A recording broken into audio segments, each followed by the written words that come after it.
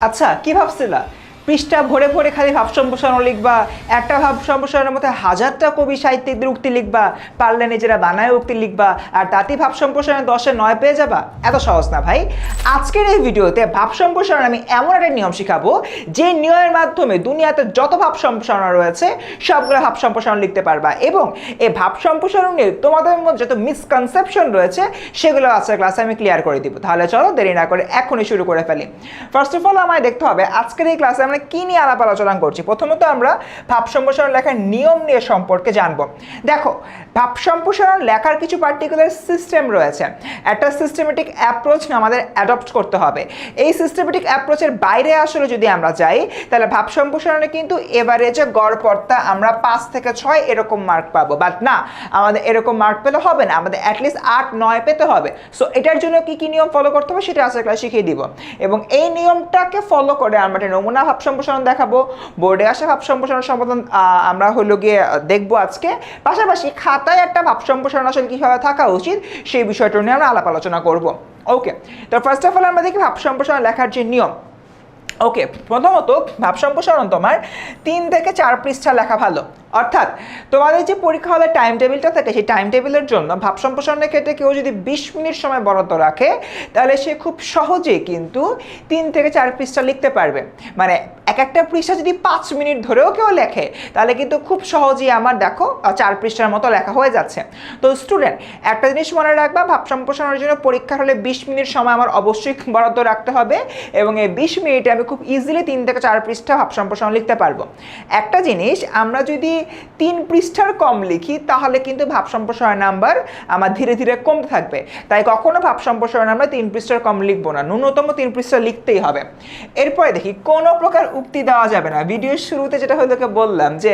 আমরা কি করি আমরা ভাব সম্প্রসারণ লিখতে গিয়ে নানান রকম কবি সাহিত্যিকদের কোনো না কোনো উক্তি দিচ্ছি ফর এক্সাম্পল একটা ভাব সম্প্রসারণ আমাদের প্রায়ই আসে ভোগে নয় ত্যাগেই সুখ এরকম একটা ভাব সম্প্রসারণ রয়েছে তো এই ভাব সম্প্রসারণটা আমরা যখন সমাধান করছি সমাধান করতে গিয়ে রবীন্দ্রনাথের একটা উক্তি দিলাম কাজী নজরুলের উক্তি দিলাম তারপর হচ্ছে গিয়ে তোমার অ্যারিস্টটলের কোনো উক্তি দিলাম অনেক উক্তি দিলাম ভাবছি হারে খোদা যে উক্তি দিয়েছি উক্তি দিয়ে একদম ছক্কা পিটাই দিছি বাট দেখো ভাব সম্প্রসারণ ইটসেলফ একটা উক্তিকে এলাবোরেট করতেছে উক্তি দ্বারা কি বুঝাইছে সেটাকে ব্যাখ্যা করতেছে তুমি যদি একটা উক্তির ব্যাখ্যার মধ্যে আরও 3-4টা উক্তি ঢুকাও ইভেনচুয়ালি সেগুলোর ব্যাখ্যার দাবি রাখে ওইটাকে তুমি যদি ব্যাখ্যা করতে নাও তাহলে তোমার ভাব সম্প্রসারণটা একদম ইলাস্টিকের মতো বড় হতেই থাকবে এই কাজটা করা যাবে না এটা না করে আবার আমরা কি করব আমরা ভাব সম্প্রসারণে কোনো প্রকার উক্তিই দিব না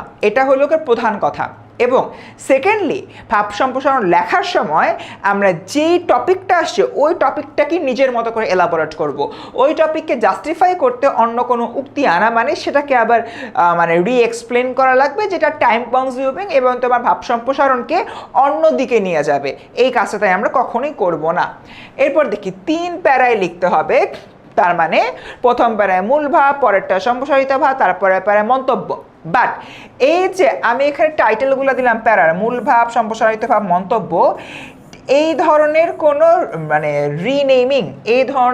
রিনেমিং অ্যাকচুয়ালি আমরা কখনোই করব না এই ধরনের রিনেমিং করা মানে আমার পরীক্ষার খাতার যে কোয়ালিটিটা ডাউন হওয়া কীভাবে দেখো আমরা যখন ছোট ক্লাসে ছিলাম 6, 7, 8, 9 তখন আমরা ভাব সম্প্রসারণ লিখতে গেলে এই টাইপের রিনেমিং করতাম প্যারার ক্ষেত্রে এখন আমরা বড় হয়েছে আমরা এখন এসএসসি পরীক্ষা দেব বা সামনে স্কুলের কোনো পরীক্ষা দিচ্ছি তো আমরা যদি এখন এই টাইপের রিনেমিং করি প্যারাগুলার তাহলে এটা মনে করা হয় যে এই বাচ্চাটা এখনও ভাব সম্প্রসারণে যে 3টা প্যারা হয় এটাই ভালো করে বুঝে না আমি জানি তোমাদের অনেকেরই স্কুলে দেখা যায় যে এটা লিখতে বলে কারণ বইতে আছে বলে বাট না একটা আইডিয়াল কেসের ক্ষেত্রে তোমার এই জিনিসটা লেখা লাগে না ছোট্ট একটা উদাহরণ দিই আমরা যখন সিকিউ লিখি বা আমরা সৃজনশীল প্রশ্ন লিখি সৃজনশীল প্রশ্নের আমরা জানি খতে 2 প্যারা হয় গতে 3 প্যারা হয় ঘতে 3 প্যারা হয় আমরা কি কোনো প্যারার আগে লিখি প্যারা নং 1 প্যারা নং 2 প্যারা নং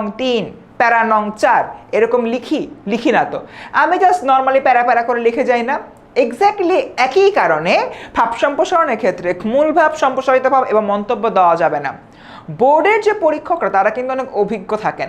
তারা যখন দেখবে একটা খাতার মধ্যে এরকম মূল ভাব সম্প্রসারিত ভাব লেখা, তাদের কিন্তু ন্যাচারালি খাতাটার উপরে একটা নেগেটিভ ইম্প্যাক্ট পড়বে, কারণ এটা তো লেখার দরকার নাই, 3টা প্যারা হলেই হয়ে যায়। অনেকেই আমাকে জিজ্ঞাসা করছে, ভাইয়া 3টা প্যারার আগে নাম দিব কিনা, এই করবো কিনা, সেই করবো কিনা, অনেকে এটা আমাকে জিজ্ঞাসা করছো। আজকে এটা এক্সপ্লেনেশনটা দিয়ে দিলাম, হোপফুলি মনে রাখবা। তোমরা এখন বড় হয়ে গেছো, খাতার মধ্যে এগুলো লিখে খাতার কোয়ালিটিকে প্লিজ ডিমিন করবা না। ওকে, ভাব সম্প্রসারণ এটা খুব আমরা মজার কাজ করি। বলছে যে হলো তোমার নদীর এপারে ছাড়িয়া নিঃশ্বাস, ওপারে সর্বসুখে আমার বিশ্বাস, ভাব সম্প্রসারণ লিখো বলছে।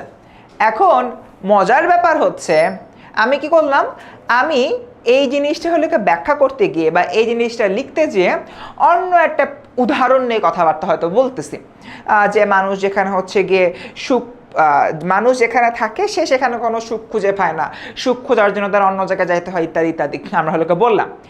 এখন এই লাইনটা ব্যাখ্যা করতে করতে আমি যদি হচ্ছে গিয়ে অন্য একটা ভাব সম্প্রসারণ টপিকের মধ্যে ঢুকে যাই, সে ধরো এই ভাব সম্প্রসারণ ব্যাখ্যা করতে করতে আমি হচ্ছে গিয়ে ঢুকে গেলাম কি বলে ভোগী নয় তাকে সুখ, এই যে টপিকটা রয়েছে টপিকের মধ্যে, এই কাজটা করা যাবে না। তাই আমরা যে কাজটা করব, ভাব সম্প্রসারণের বাক্যগুলোর মধ্যে একটা পারস্পরিক রিলেশনশিপ রাখতে হবে, একটা ইন্টার রিলেশন অবভিয়াসলি এখানে বজায় রাখতে হবে।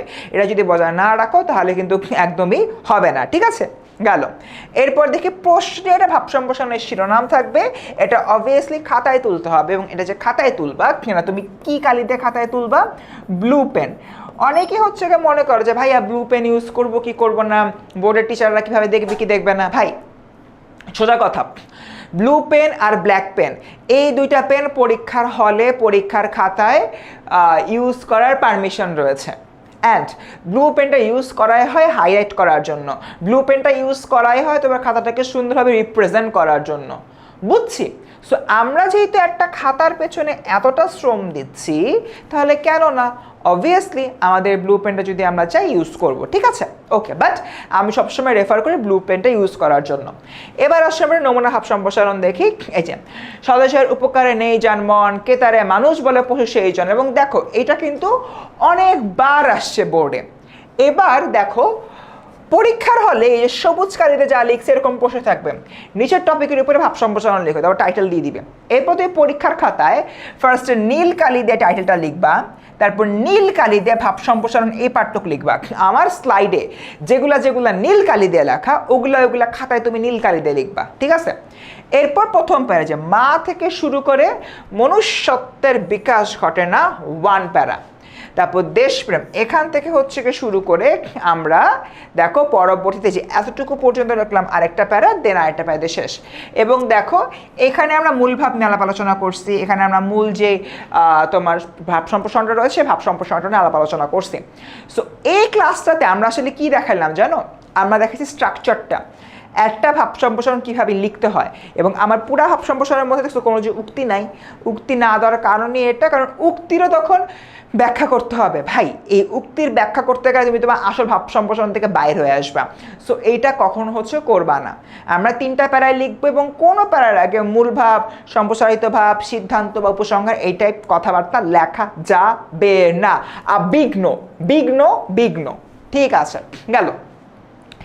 সো এখন এই ভাব সম্প্রসারণটা আমি খাতায় কিভাবে লিখবো, চলো এটা তোমাদেরকে দেখাই।